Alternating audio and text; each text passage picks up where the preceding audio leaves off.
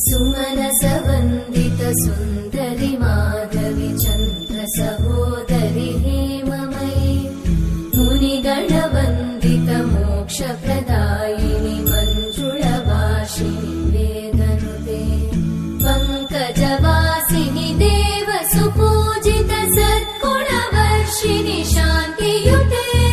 जय जय हे मधुसूदन कामिनि आदिलक्ष्मि जय पालय माम्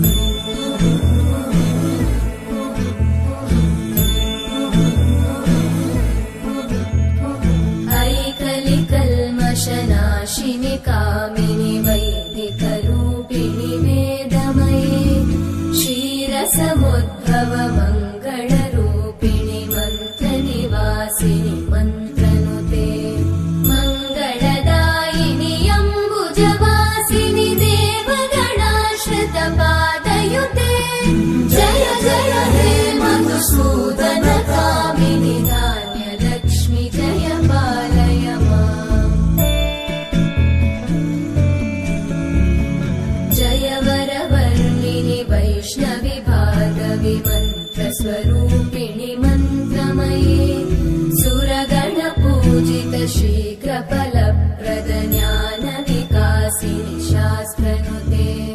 भवभयहारिणि पापविमोचनि साधुजनाश्रितपादयुते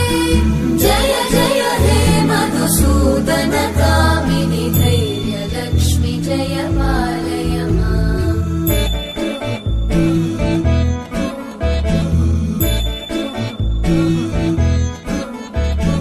जय जय दुर्गतिनाशिनि कामिनि सर्वफलप्रद शास्त्रमये रतगजतुरगपदादि समानुत परिजनमण्डित लोकनुते